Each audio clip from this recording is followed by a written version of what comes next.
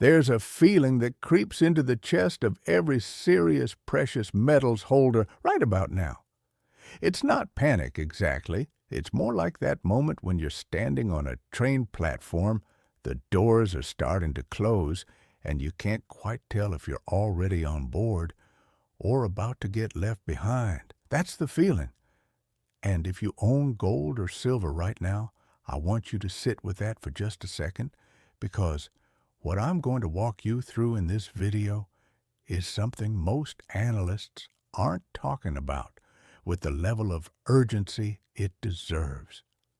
The window, the specific convergence of factors that has made this one of the most consequential moments in modern precious metals history, is narrowing. And depending on what you do or don't do in the coming weeks, the difference could be enormous. Let me start with something that happened not too long ago that almost nobody in the mainstream financial press understood properly. Gold reached a price that, a decade ago, people would have called delusional. $5,600 an ounce. Let that sink in. The people who were writing about gold as a relic and a barbarous metal and a zero-yield pet rock watched it climb past 4,000, past 4,500, and all the way to a number that redefined what this asset class is even capable of doing. Then it pulled back. Gold came off those highs. Silver, which had surged an extraordinary amount, we're talking one of the largest percentage moves in silver's history in a single year, also pulled back significantly from its peak. And the financial media did what it always does. It called the top. It said the run was over. It said the smart money was rotating back into equities and tech and all the other things that feel comfortable when people aren't frightened. But here's what they got wrong. Here's what they almost always get wrong about precious metals. They confuse a pullback with a trend change. They see a correction and call it a collapse. They see consolidation and call it capitulation. And in doing so, they cause millions of ordinary people, people who own physical gold and silver, people who've been smart enough to hold real assets, to second-guess themselves at exactly the wrong moment. Because the pullback isn't the story. The pullback is the window. Before we go deeper, I want to quickly mention, if you're a retiree or getting close to retirement, there's a free guide in the description below that covers the specific savings and protection strategies that thousands of American retirees are using right now to protect their hard-earned wealth. It's completely free, no strings attached, and it covers things your financial advisor probably hasn't brought up yet. Check it out while you're watching. Now, let me explain what I mean when I say the window is closing. Because this isn't about short-term trading. This is about something much more structural. Something that took decades to build and is now reaching a critical inflection point. Let's go back to basics for a second, because I think a lot of people forget what gold and silver actually represent in the global financial system. We're not talking about jewelry. We're not talking about collectibles. We're talking about the only form of money that has survived every empire, every currency system, every debt cycle in recorded human history. Every single time a civilization built itself on debt that it couldn't repay, on currency it inflated into worthlessness, on promises that exceeded the capacity to honor them. Gold was there on the other side, not as a speculative bet, as the ultimate form of settlement. What's happening right now globally is the largest and most consequential de-dollarization movement in the post-World War II era. And I want to be specific about what that means, because the word de-dollarization gets thrown around in ways that make it sound abstract, like some geopolitical theory that doesn't affect your retirement account. But it's not abstract. It's playing out in trade settlement agreements between countries that used to exclusively use U.S. dollars. It's playing out in central bank reserve diversification away from Treasury bonds. It's playing out in bilateral currency agreements that explicitly bypass the dollar-dominated SWIFT system. It's playing out right now, in real time, and gold is at the center of it. Here's the number you need to understand. Central banks around the world have been buying gold at a pace that, until a couple of years ago, would have been historically extraordinary. Now it's become almost routine. China's central bank has been adding gold to its reserves consistently. Russia, despite, or rather because of, being cut off from the Western financial system, accelerated its gold accumulation dramatically. Poland, India, Turkey, Saudi Arabia, the Czech Republic, Singapore, countries across the entire spectrum of geopolitical alignment have been quietly, methodically, continuously adding gold. Not paper gold, not futures contracts. Physical metal delivered and vaulted domestically. Why does this matter for you, sitting at home, holding your gold coins or your silver bars or your mining shares? Because central bank demand is the kind of demand that doesn't blink at a price. When a central bank is buying gold as a geopolitical hedge, as a reserve diversification strategy, they are not selling because it pulled back from its highs. They are not scared out by a bad week on COMEX. They have a multi-decade mandate, and they keep buying, which means the floor under gold is structurally higher than it was 5 years ago, significantly higher, and that floor is being reinforced every single quarter. Now, let me talk about something that most people who own gold have no idea about, and it's the mechanics of how gold and silver are actually priced in the global market.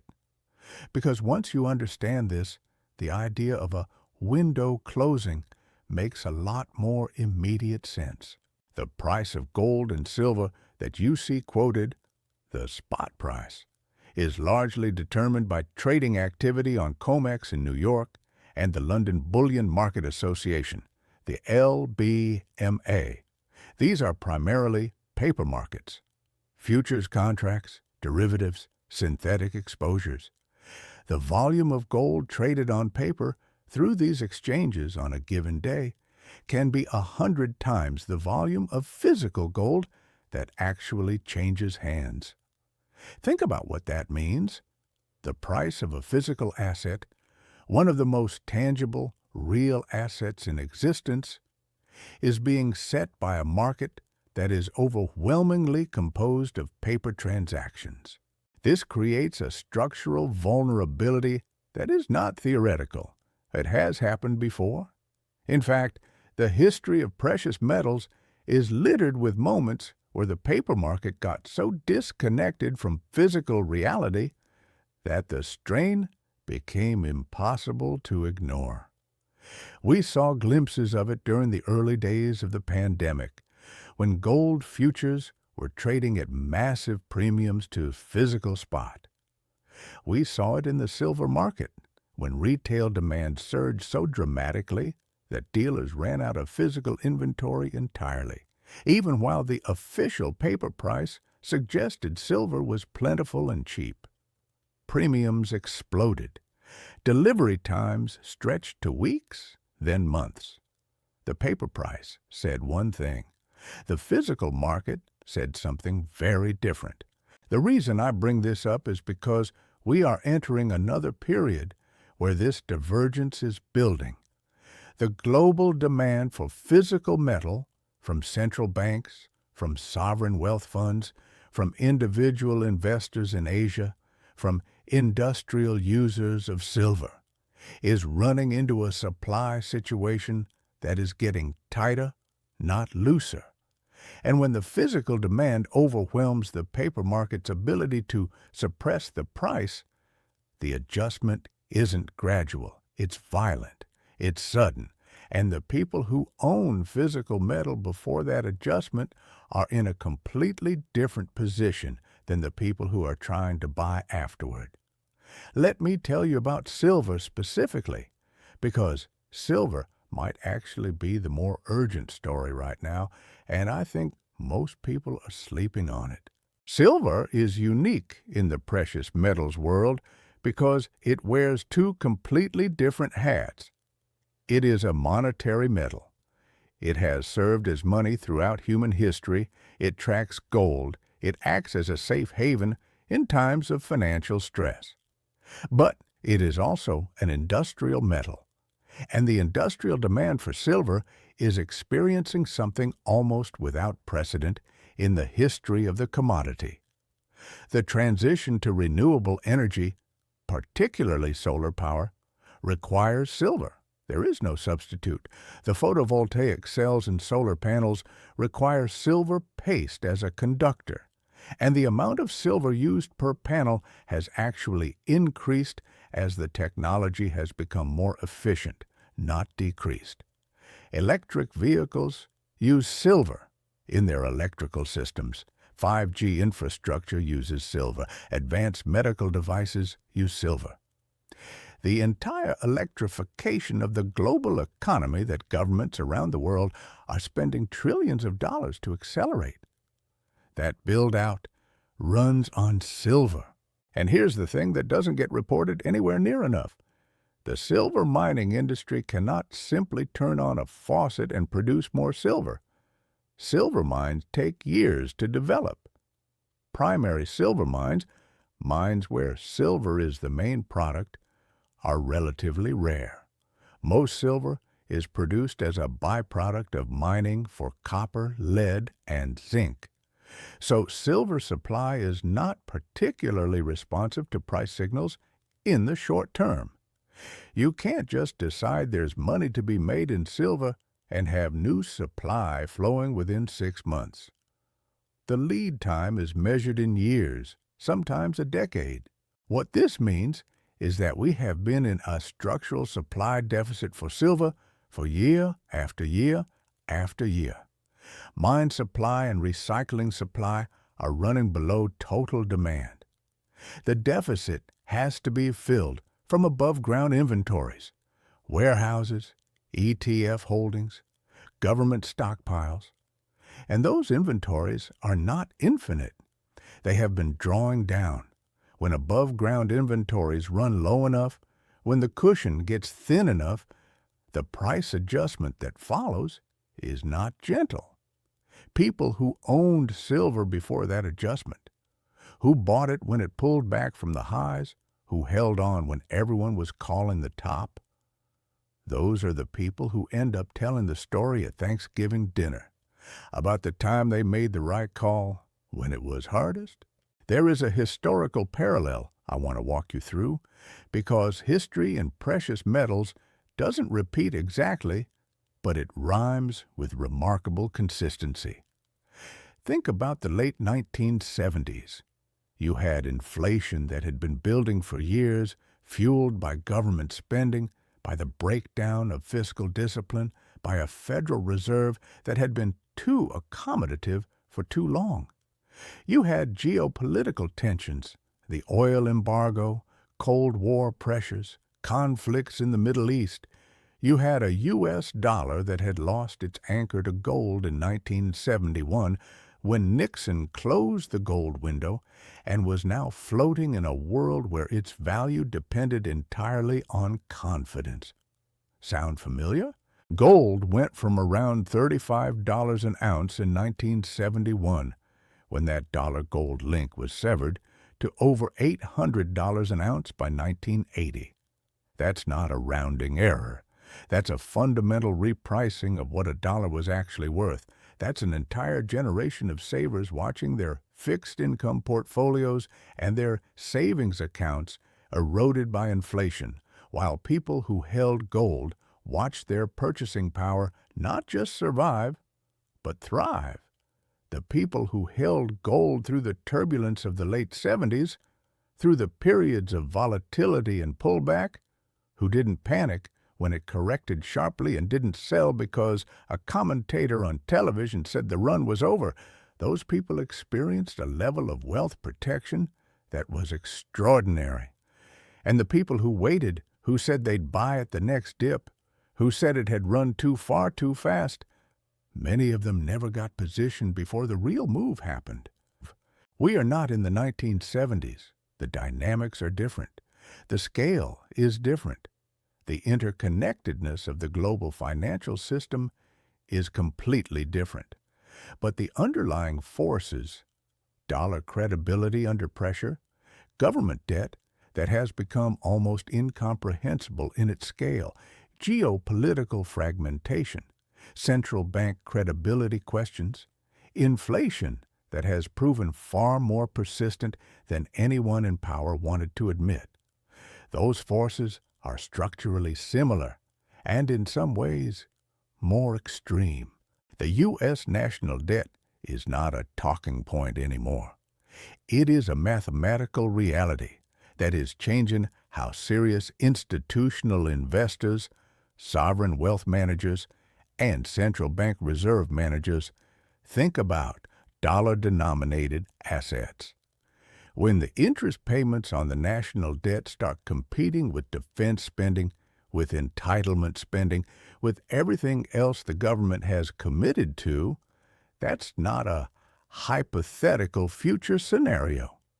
That is where we are.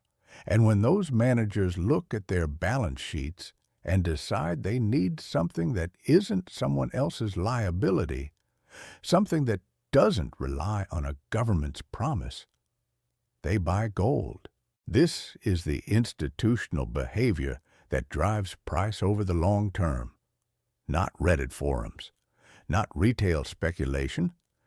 When pension funds in Europe quietly start allocating a few percentage points of their portfolios to physical gold, when sovereign wealth funds in the Gulf start moving out of treasury bills and into allocated bullion, when insurance companies in Asia start adding gold as a reserve asset, that is the kind of structural demand that doesn't go away when gold has a bad week.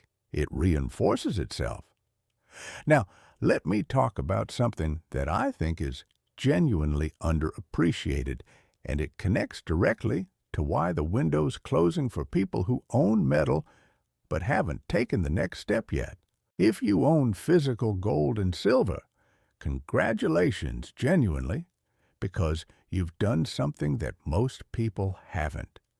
You've positioned yourself outside the paper financial system in a meaningful way. But there's a dimension to protecting that wealth that a lot of people overlook, and it has to do with the tax treatment of your metals and how they fit into your broader retirement picture. For people who have retirement accounts, IRAs, 401ks, the majority of that wealth is sitting in paper assets, stocks, bonds, mutual funds, ETFs. And those are assets that are subject to market risk, to counterparty risk, to the decisions of boards of directors and government regulators. The same forces that are driving people to own physical gold, the dollar pressure, the debt concerns, the geopolitical fragmentation, those forces are also risk factors for the paper portfolio sitting in your retirement account. A gold IRA is a way to get physical, IRS-approved gold and silver into your retirement account, not a gold ETF, not a mining stock.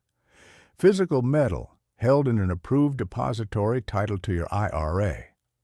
The mechanics of moving retirement assets into a gold IRA, whether through a rollover from an existing 401k or IRA, can be done without triggering a taxable event if it's done correctly. And a lot of people who own physical gold outside their retirement accounts don't realize they could be getting exposure to the same assets inside a tax-advantaged structure. I'm bringing this up because with everything happening in the markets right now, the debt levels, the geopolitical realignment, the currency pressures, the potential for the kinds of market dislocations that we've seen hints of already, having your retirement assets partially hedged in physical gold isn't a fringe idea anymore. It's something that serious, careful, conservative investors are doing. If that's something you want to understand better, there's a free guide in the description that walks through exactly how gold IRAs work, the process for rolling over existing retirement assets, and what you should know before you talk to any provider. It's worth 15 minutes of your time if you have 100,000 or more sitting in retirement accounts. Back to the window. Here's what makes the current moment particularly charged. When an asset has had a massive run, the kind of run we've seen in gold and silver over the past few years, and then it pulls back, there's a psychological trap that catches a lot of people. They watch it fall from the highs and they think, maybe I should sell now and buy back cheaper, or maybe I should wait until it bottoms before I add more. And that logic sounds reasonable on the surface. The problem is that it assumes you will be able to identify the bottom in real time, not with hindsight. It assumes that the factors driving the long-term trend will pause politely while you make your decision. And it assumes that the next catalyst that pushes prices sharply higher will announce itself in advance with enough time for you to act. None of those assumptions have any basis in how precious metals markets actually behave. The biggest single-day moves in gold and silver historically have caught almost everyone off guard.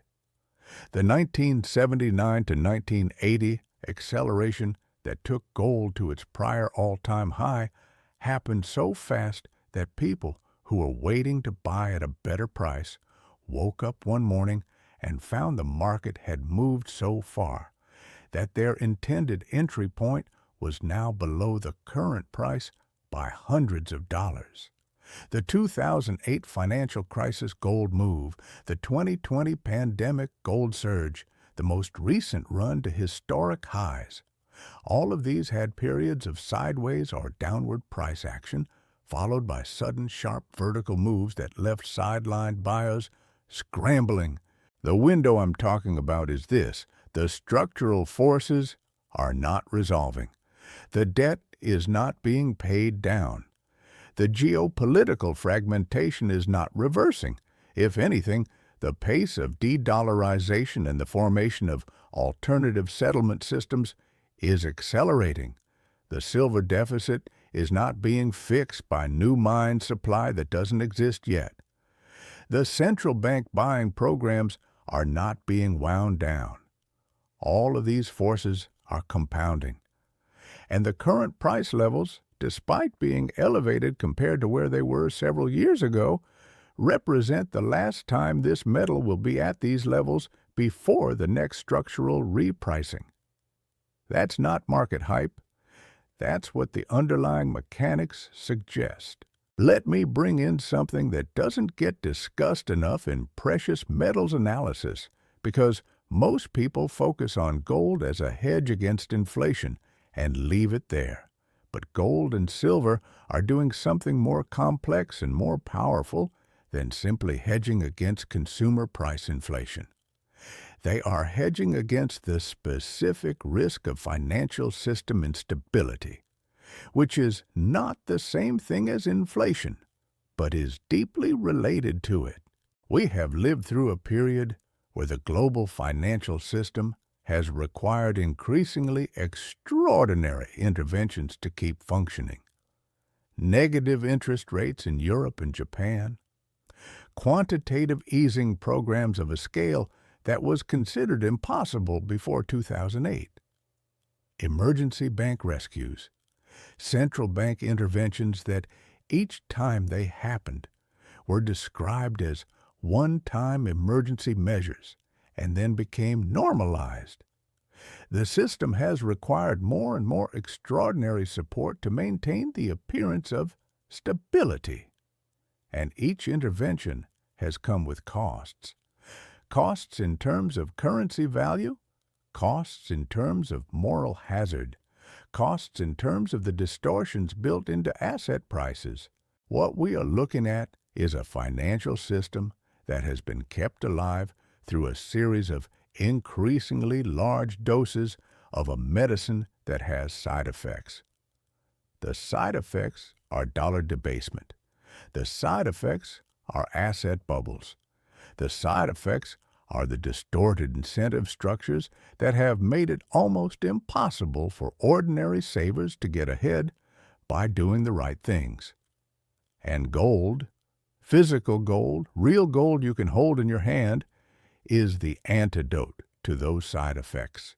It is the asset that has no counterparty, no liability, no one else's promise standing between you and its value. In a world where almost every other asset is someone else's promise, that is increasingly rare and increasingly valuable. Silver, alongside gold, carries the same monetary properties, but with the added industrial demand torque that makes its potential price movement more volatile and, for people who hold it, potentially more powerful on the upside. The gold-to-silver ratio, the number of ounces of silver it takes to buy 1 ounce of gold, has historically mean reverted toward much lower levels than where it currently sits. When it does mean revert, silver dramatically outperforms gold. This has happened at every major turning point in precious metals history, and the conditions for another such mean reversion are present right now, in a way that is clearly visible to anyone who looks at the data. Think about what this means for someone who owns silver.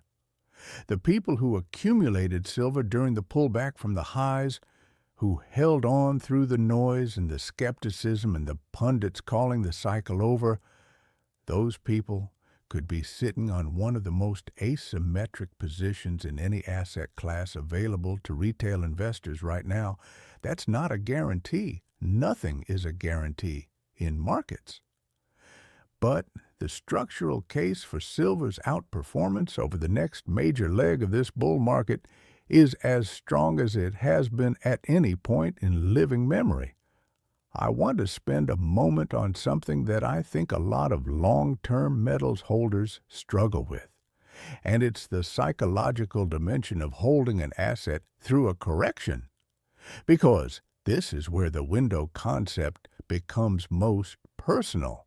When gold or silver pulls back sharply from a high, the conversation around you changes. People who never paid attention to precious metals suddenly have opinions.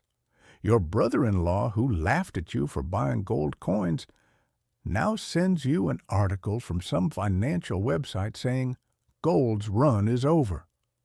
Your financial advisor, who never recommended gold in the first place, suggests that the correction proves he was right all along.